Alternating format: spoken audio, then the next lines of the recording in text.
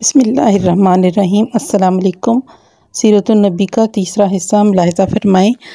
سرہ ابن حشام اپنے باپ سے روایت کرتے ہیں کہ میں زمانۂ جاہلیت میں اسلام سے قبل حج کے لیے مکہ مکرمہ حاضر ہوا، دیکھا کہ ایک شخص طواف میں مصروف ہے اور یہ شعر اس کی زبان پر ہے: اے اللہ، میرے سوار محمد صلی اللہ علیہ وآلہ وسلم کو واپس بھیج دے اور مجھ پر عظیم الشان احسان فرما۔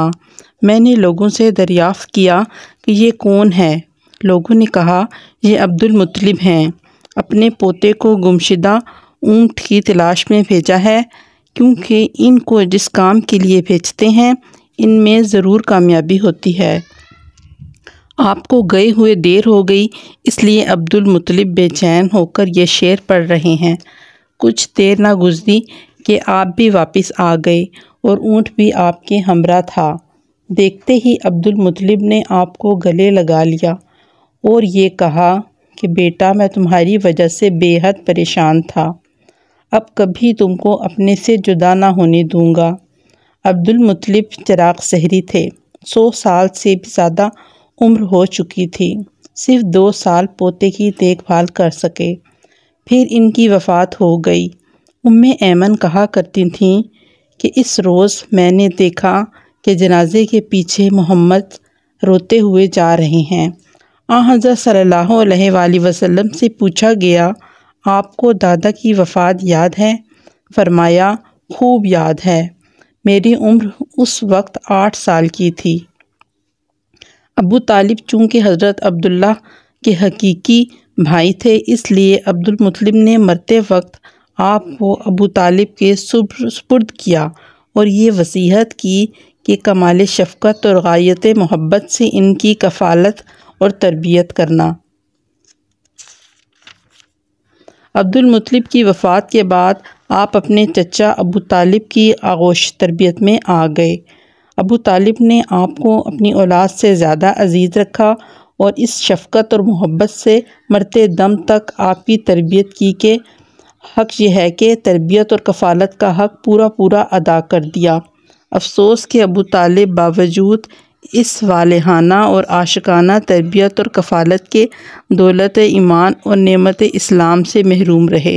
انتقال کے وقت عبد المطلب کے 9 لڑکے تھے اور 6 لڑکیاں، 5 لڑکیاں اور 3 بھائی ابو طالب، عبداللہ اور زبیر ایک ماں سے تھے۔ عبد المطلب نے یتیم عبداللہ کو ابو طالب کے سپرد کیا۔ ابو طالب کو پہلے سے بھی اس بھتیجے سے محبت تھی۔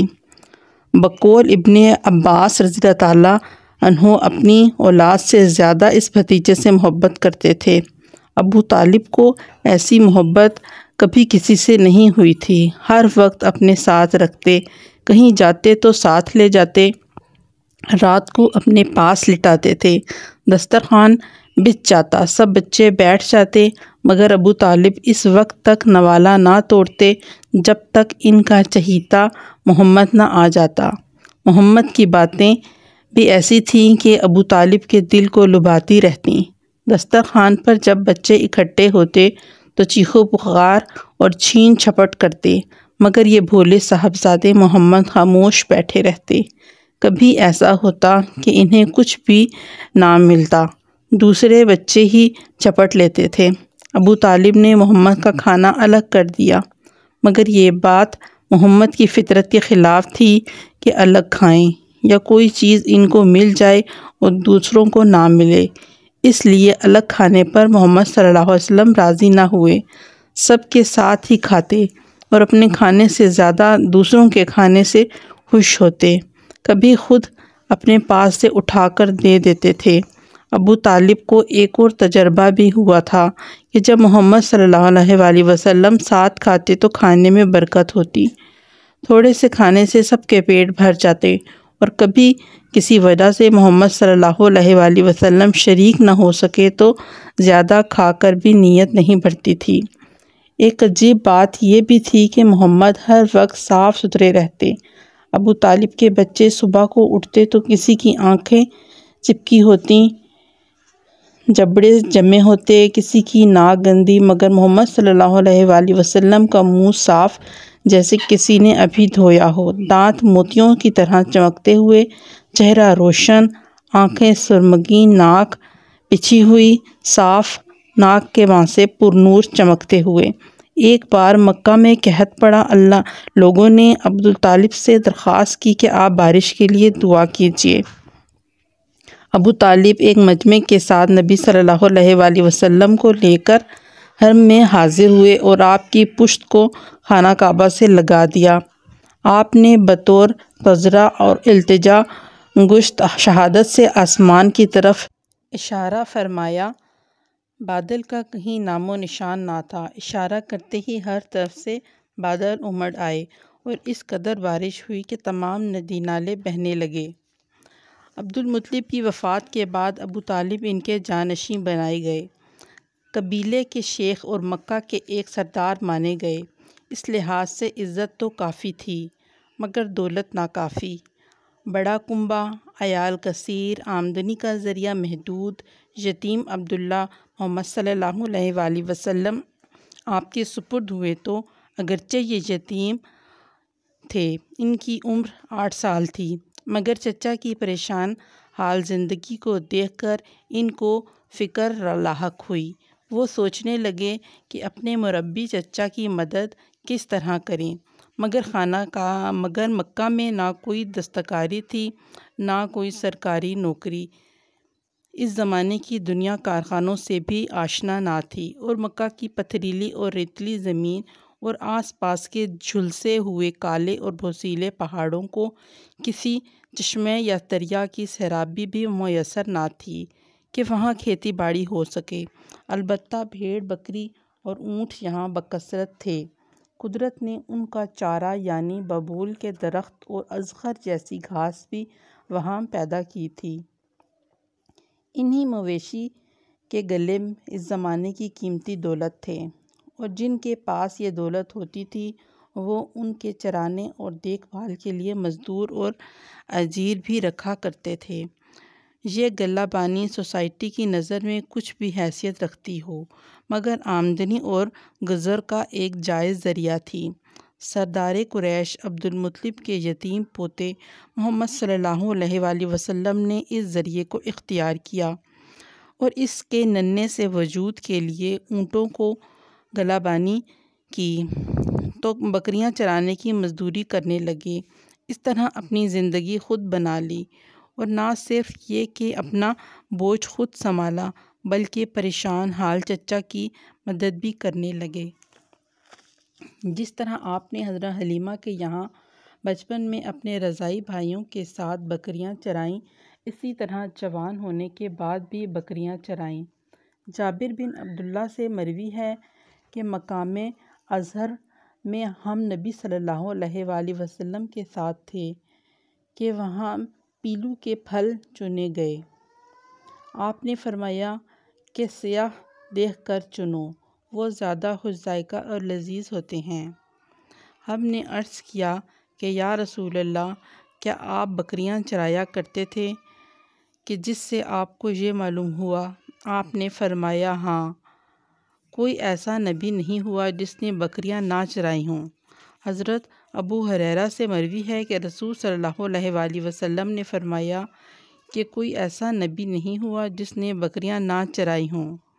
صحابہ نے عرض کیا کہ آپ نے ارشاد فرمایا کہ ہاں، میں بھی اہل مکہ کی بکریاں چند کی رات پر چرایا کرتا تھا۔ نسائی نے نصر بن حزن سے روایت کیا ہے کہ ایک بار اونٹ والے اور بکریوں والے آپس میں فخر کرنے لگے تو رسول صلی اللہ علیہ وآلہ وسلم نے ارشاد فرمایا، موسیٰ نبی بنا کر بھیجے گئے اور بکریوں کے چرانے والے تھے، اور داؤد بھی نبی بنا کر بھیجے گئے، وہ بھی بکریاں چرانے والے تھے، اور میں نبی بنا کر بھیجا گیا اور میں بھی اپنے گھر والوں کی بکریاں مقام اجیاد میں چرایا کرتا تھا۔ حضرات انبیاء علیہ السلام کا بکریاں چرانا امت کی غلہ بانی کا دباچہ اور پیش خیمہ تھا۔ اونٹ اور گائے کا چرانا اتنا دشوار نہیں جتنا کہ بکریوں کا چرانا دشوار ہے، بکریاں کبھی اس چراگاہ میں جاتی ہیں اور کبھی دوسری چراگاہ میں، اس لہجہ میں اگر اس جانب ہیں تو دوسری لہجہ میں دوسری جانب دوڑتی نظر آتی ہیں۔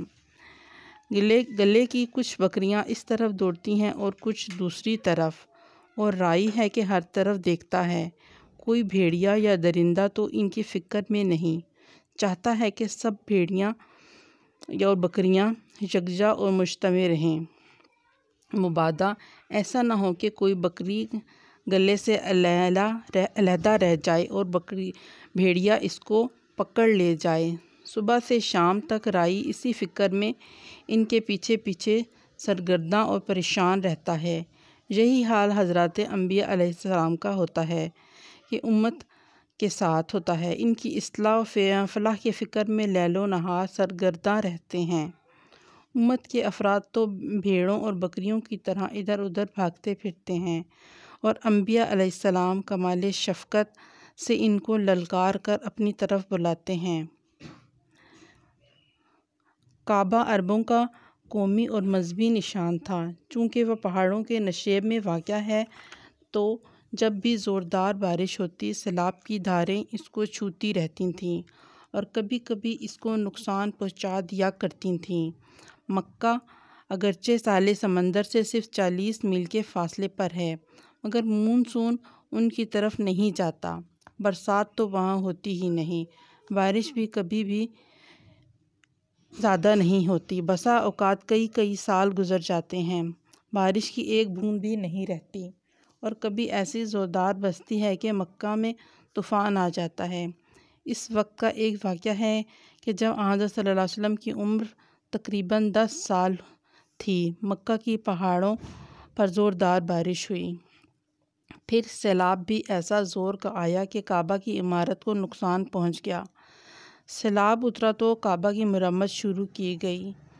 سن رسیدہ اور نوجوان رضاکار اپنے اس قومی نشان کی مرمت کر رہے تھے تو لوگوں نے دیکھا کہ ایک بچہ بھی نوجوان کی طرح سرگرم ہے، اور اگرچہ بساط کچھ بھی نہیں مگر جذبہ اور شوق کا یہ عالم ہے کہ بھاری بھاری پتھر مونڈے پر اٹھا رہا ہے اور کعبہ کی دیوار تک پہنچا رہا ہے، مونڈے پتھروں سے چھلے جا رہے ہیں، بوجھ اٹھانے سے سانس چڑھ رہا ہے، مگر اس کے ولولے میں کوئی فرق نہیں آ رہا۔ یہ بہادر بچہ وہی ہے جسے محمد کہا جاتا ہے صلی اللہ علیہ وآلہ وسلم۔ حضرت علی کرم اللہ وجہہ سے مروی ہے کہ میں نے نبی صلی اللہ علیہ وآلہ وسلم کو یہ فرماتے ہوئے سنا کہ مجھ کو جاہلیت کی کسی بات کا کبھی خیال ہی نہیں آیا، صرف 2 مرتبہ ایسا خیال آیا مگر اللہ نے بچایا اور مجھ کو اس سے محفوظ رکھا۔ ایک شب میں نے اپنے ساتھیوں سے کہا جو میرے ساتھ بکریاں چرایا کرتا تھا کہ تم بکریوں کی خبر رکھنا اور میں مکہ میں جا کر کچھ قصے کہانیاں سن کر آتا ہوں۔ میں مکہ میں داخل ہوا، ایک مکان سے گانے بجانے کی آواز سنائی دی، میں نے دریافت کیا کہ یہ کیا ہے، معلوم ہوا کہ فلاں کی شادی ہے، میں بیٹھا ہی تھا کہ فوراً نیند آ گئی اور خدا نے میرے کانوں پر مہر لگا دی، پھر سویا تو خدا کی قسم آفتاب کی تمازت ہی نے مجھ کو بیدار کیا۔ اٹھ کر اپنے ساتھی کے پاس آیا، ساتھی نے دریافت کیا کہ بتاؤ کیا دیکھا؟ آپ نے فرمایا کچھ بھی نہیں، اور اپنے سونے کا واقعہ بیان فرمایا۔ دوسری شب آپ نے پھر یہی ارادہ فرمایا، خدا کی طرف سے پھر یہی صورت پیش آئی۔ آپ فرماتے ہیں خدا کی قسم اس کے بعد پھر میرے دل میں اس قسم کا کوئی خیال ہی نہیں آیا، یہاں تک کہ اللہ نے مجھ کو اپنی پیغمبری سے سرفراز فرمایا۔